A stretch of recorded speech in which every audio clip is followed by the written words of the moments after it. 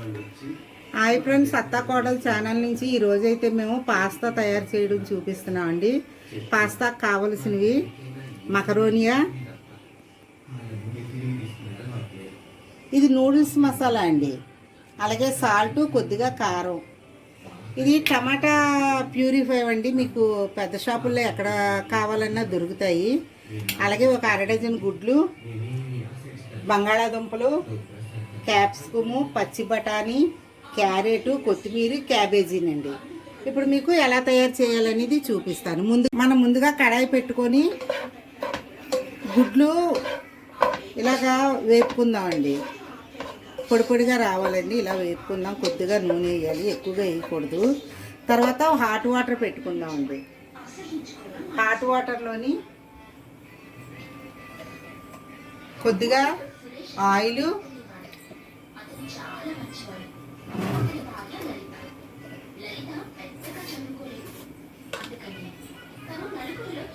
అలాగే ఓ spoon salt వేసుకుందాం అండి.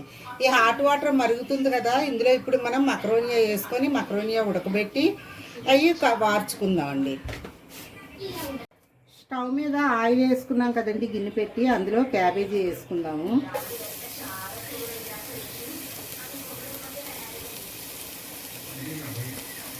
అలాగే క్యారెట్,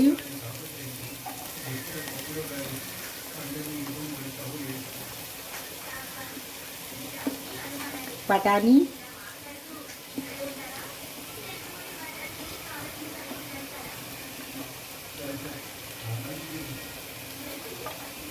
ఇప్పుడు ఇవన్నీ మనం ఒక పావు గంట వేపుకుందామండి, దగ్గరగా మగ్గే వరకు వేపుకుందాం. ఇదిగోండి, మనం కోసి పెట్టుకున్న వెజిటేబుల్స్ అన్నీ కూడా బాగా దగ్గరికి వేపుకున్నాము, మగ్గినవి. ఇప్పుడు ఇందులోని క్యాప్సికమ్ వేసుకుందామండి.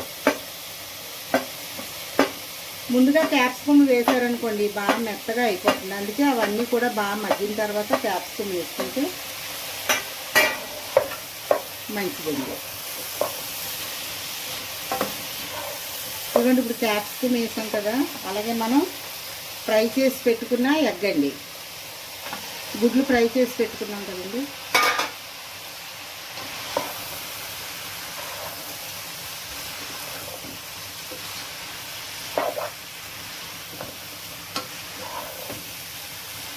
మనం ఆల్రెడీ వెజిటేబుల్స్ వేపేటప్పుడు కొద్దిగా సాల్ట్ వేసుకున్నాము. అలాగే మకరోనియా కూడా బాయిల్ చేసేటప్పుడు కొద్దిగా సాల్ట్ వేసుకున్నామండి. ఇప్పుడు సాల్ట్ సరిపోయిందో లేదో చూసుకున్నాక కొద్దిగా వేసుకోవాలి.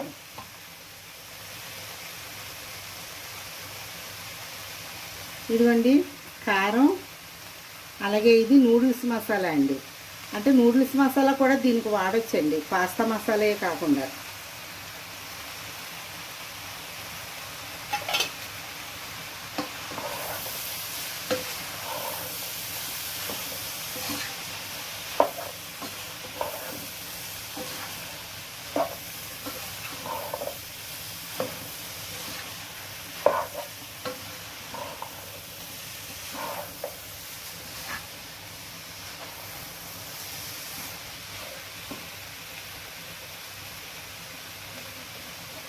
మీరు కావలసిన వాళ్ళు ఇందులో ధనియాల పౌడరు, జీలకర్ర పౌడరు అవి కూడా వేసుకోవచ్చండి. ప్యూరిఫై వేసాము. టమాటా ప్యూరిఫై లేనోళ్ళండి, టమాటా 4 ఎండుమిర్చి బాగా మిక్సీ కొట్టుకొని వేసుకోవాలండి. 2 ఎల్లుల్లిపాయలు కలిపి టమాటా, ఎల్లుల్లిపాయ, ఒక 4 ఎండుమిర్చి వేసి మిక్సీ కొట్టుకొని వేసుకుంటే చాలా టేస్ట్గా ఉంటుందండి. ఈ ప్యూరిఫైలో ఆల్రెడీ ఎల్లుల్లిపాయ కలిసి ఉంటుంది కాబట్టి మేము ఎల్లుల్లిపాయ వేయలేదండి.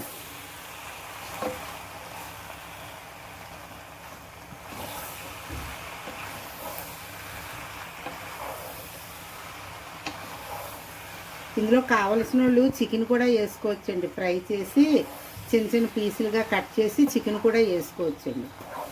మేము ఓన్లీ ఎగ్గతోనే తయారు చేస్తున్నాం.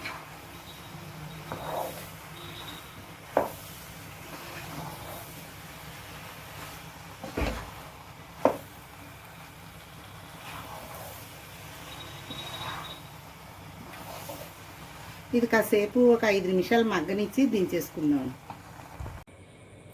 ఇదిగోండి పాస్తా అయితే రెడీ అయిపోయింది. లాస్ట్లో దీంట్లో నిమ్మకాయ పిండుకొని తింటే చాలా బాగుంటుంది ఫ్రెండ్స్. ఈ వీడియో మీకు నచ్చినట్టయితే లైక్ చేయండి, సబ్స్క్రైబ్ చేయండి. మీరు కూడా ఇంట్లో ట్రై చేయండి. Thank you. బాయ్.